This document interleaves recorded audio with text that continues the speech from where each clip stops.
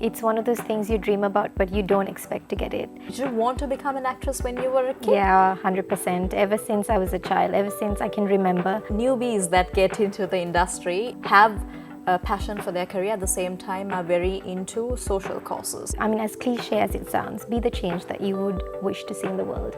How did you go from acting to Punchi actors? I mean, we can't help everyone, but everyone can help someone. Hello there and a very warm welcome to all our viewers. You're joining a News First exclusive with someone who brought pride to our nation very recently. She is an actress, she's a storyteller, she also started off as a filmmaker, she's now an entrepreneur. She is Dinara Punchihewa, who was recently featured on the Forbes 30 Under 30 Asia list. Hi Dinara, welcome on the show. Hello. And first of all, congratulations on being featured on Forbes. Thank you. So being featured on the Forbes 30 Under 30 list, I'm sure was very inspiring. So tell me, what does this recognition mean to you? Honestly, it feels very surreal. I mean, it's one of those things you dream about, but you don't expect to get it. And I think for me, it mainly means that I just feel like I want to work harder. I'm very grateful for this recognition. I'm very grateful for everything that has led me to this place. And I think especially when I look back at my life and all the work I've done, I've had the privilege to learn from some amazing directors, amazing actors and behind the scenes crew. So I just want to thank them actually, because I think all of that led me to this moment. So surreal, as I said before. The selection process of being featured on Forbes is quite competitive, I've heard. What do you think you did different? What was your selling point to actually contribute and be included in a list like this? Because it's massive, it's Asia, and you're a Sri Lankan being featured on that.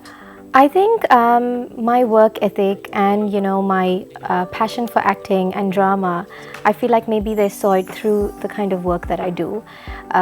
So I mean, if I really look at, I can't really point what sort of thing they would have looked at, but I think in general it would have been these points, because I'm very passionate about the work I do. I work very hard, I don't take it lightly. So again, getting this recognition and being on this list is truly very special. Before your recognition on Forbes, you started off with Mala, I believe, yes, as an actress and a filmmaker, and then you went on to founding Punchi Actors. Tell us, what do you think were your biggest turning points with your career? How did you go from acting to Punchi Actors? Where did the idea come from? So ever since I was little, I've been acting in school and then, at uni, and then the films that I do and stage plays and all of that. But when I was younger, I realized, I only learned acting and drama in school and a few extra little curricular activities. So I wanted to share my passion with acting with children who are passionate, and also kind of use this as a social and emotional learning, because I think drama is very therapeutic. There's a lot of self-confidence and self-expression that you sort of gain out of drama and drama activities and exercises, and I wanted to just share that and sort of do that for society in a way. I mean, we can't help everyone, but everyone can help someone. So this is my way of helping and sharing my knowledge. So that's how Punchi Actors came about. But when I look at Mala, it was a short film that I directed, and I directed this a couple of years ago before I actually got into Sinhala cinema. And it was my little introduction to directing, and afterwards I went for a couple of auditions, and I was discovered by Mr. Prasanna Vithanage, and that's when I got Gadi, and I got to play the lead role in this film. So he also saw Mala, so I was discovered through that, and my life changed, and now we've been a part of the film industry. Did you want to become an actress when you were a kid? Yeah, 100%. Ever since I was a child, ever since I can remember, I've always wanted to be an actress. And I watched films when I was younger. My parents used to show me. I remember watching Jaws, Birds by Alfred Hitchcock, films like that. And also I was a bit of I still am, a bit of a Bollywood fan. So I used to, watch Shah Rukh Khan and Kajal, acting. My sister and my brother and the three of us used to mimic them and all of that. So my introduction to film came from all of this. We used to go to the Liner Wind and watch a lot of theatre plays. So it was just always there. And then in school, I took part in a lot of stage plays, and I actually studied drama as my degree in London, and came back, and I actually worked here. I worked at Newsfirst for a little bit of journalism, and I also worked in radio. So I've done a lot of things before I actually got into the Sinhala cinema industry, and I would say it's been a journey. It's been a lot of hard work, a lot of sleepless nights, and a lot of ups and downs. But looking back now, I think I feel a sense of accomplishment and truly very thankful. Dinara, you mentioned Bollywood and how you were a fan of Bollywood. And Sri Lanka's film industry is getting global recognition. The international community is starting to watch it. The international stage has recognized Sri Lankan film industry. What do you think the state of the industry is right now? So we've had a rough few years because of the Easter attacks, and then we had COVID for 2 years, and then the economic crisis. So it has been terrible in terms of moving forward.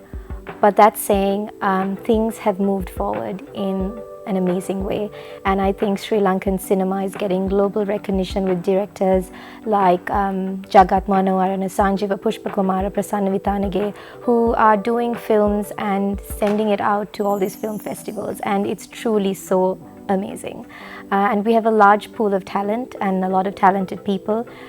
Yes, we do lack the funding sometimes and producers and all of that, but it's changing slowly, and with like the online platform, OTT and all of that, I think the Sri Lankan cinema industry is moving forward. And how are the stars and the personalities in the industry? Are they supportive? Yes, I mean, I've got a lot of love from all of them. I mean, I'm very new. I consider myself very new in this industry, and everyone has been so supportive, and I think that's very special. I mean, I'm a newbie, so very, very thankful for all of that.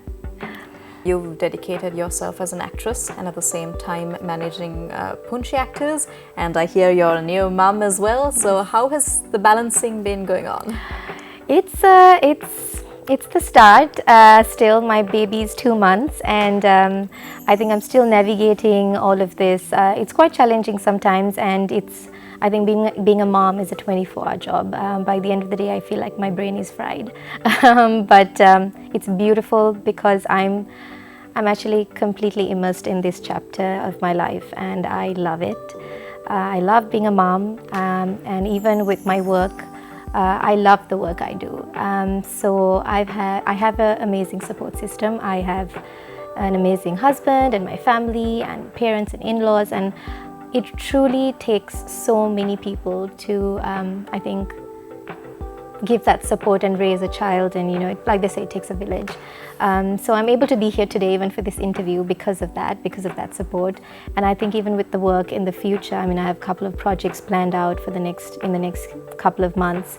So I'm very thankful for my support system, because I wouldn't be able to do it without them. Would you like to give us a quick hint about what your projects for the future are? Sure. I have a film coming up called Peacock Lament, which is a film about the sensitive topic of baby farms in Sri Lanka, which is coming out in a couple of months. And then I have a film called The Ashen Cloud. So in Sinhala, it's called Avalu Pehevala Kulak, and it's also coming out end of this year. It's currently in the festival run, and I have a project that I'm shooting for in 2 months. So for now, that's it. But let's see how it goes. Sounds great. Sounds fun, definitely. My final question to you is, I've seen, as a young person in the media industry myself, newbies that get into the industry have a passion for their career, at the same time are very into social causes. They want to make a positive impact, at the same time go up the ladder as well. What is the kind of advice you would like to give? I would say be the change that you, I mean, as cliche as it sounds, be the change that you would wish to see in the world. If you strongly believe about something, be a difference. Be true to what you believe in and don't listen to what other people say. Yes. Right. All right. So that was our conversation with Dinara Punchihewa. And once again, congratulations. Thank you for taking our country to the international stage once again. Thank you very much for having me. Right. So that was our News First exclusive with Dinara Punchihewa. Thank you very much for joining us. We'll see you again with another exclusive show here at News First.